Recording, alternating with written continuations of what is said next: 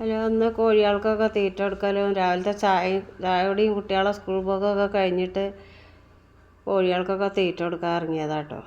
പഴയ വീടിൻ്റെ ബാക്ക് ഭാഗത്ത് ഒരു കൂടുണ്ട്, കിഴക്ക് ഭാഗത്ത് ഒരു കൂടുണ്ട്.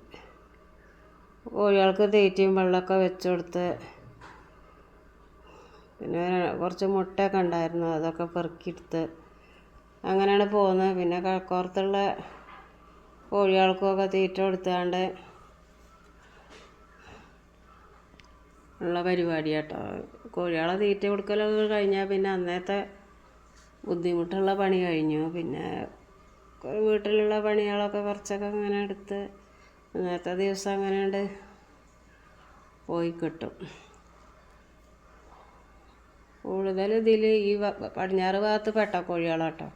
പൂവന്മാരൊക്കെ കുറേ കൊടുത്തു, കുറച്ച് പൂവന്മാർ ഇനി കിഴക്ക് ഭാഗത്തുണ്ട്. മുട്ടയൊന്നും അതിനകത്രം കിട്ടില്ല, മുട്ടകളിലൊക്കെ തുടങ്ങിയിട്ടുള്ളൂ. ഉള്ള മുട്ടയൊക്കെ കിട്ടും രാവിലെ. ഒക്കെ ഏറി പൊട്ടിച്ചിട്ടുണ്ടാവും അവർ.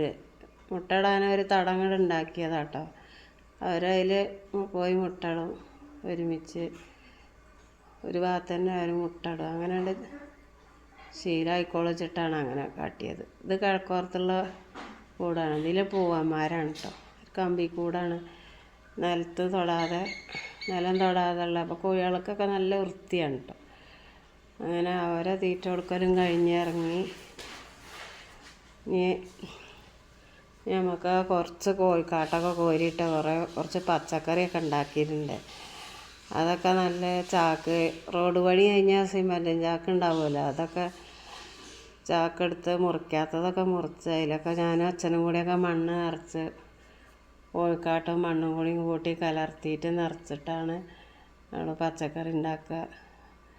മുളകും തൈൻ്റെ ഇടയിൽ കൂടി ഓരോ കയ്പക്കുരും പാകി, പിന്നെ തക്കാളി, അങ്ങനെയൊക്കെ ഓരോ കൃഷിയൊക്കെ ഉണ്ടാക്കും വെറുതെ ഇരിക്കുമ്പോൾ നേരം പോകാനും. പിന്നെ നിത്യം നമ്മൾ സാധനങ്ങൾ പച്ചമുളക് തക്കാളിയൊക്കെ നിത്യം നമുക്ക് ആവശ്യമുള്ള സാധനങ്ങളല്ലേ, ഒക്കെ ഇങ്ങനെ ഉണ്ടാക്കിയ ഒരു ഉപകാരമാണ്.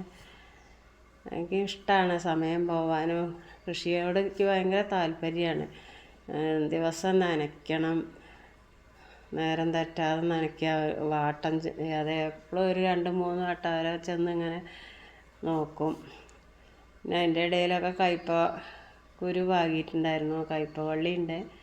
അങ്ങനെ കയ്പൊക്കെ കായായി. തക്കാളി, പച്ചമുളക്, അങ്ങനത്തെ കൃഷികൾക്കൊക്കെ എനിക്കിഷ്ടമാണ്. അപ്പം ഇന്നത്തെ വീഡിയോ ചെറിയൊരു വീഡിയോ കേട്ടോ. ഇനി മറ്റൊരു വീഡിയോ ആയിട്ട് ഞാൻ വരും. പൊട്ട ബക്കറ്റ്, ചാക്ക്, വലിയ ഉറകൾ, അങ്ങനത്തേലൊക്കെ എല്ലാവർക്കും ഉണ്ടാക്കി നോക്കാം.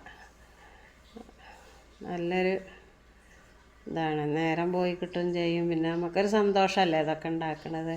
അപ്പം നേരത്തെ വീഡിയോ ഇത്രയൊക്കെ ഉള്ളൂ കേട്ടോ. ഇത്ര മാത്രം. ഇനി മറ്റൊരു വീഡിയോ ആയിട്ട് ഞാൻ വീണ്ടും വരുന്നതാണ്. ബായ്.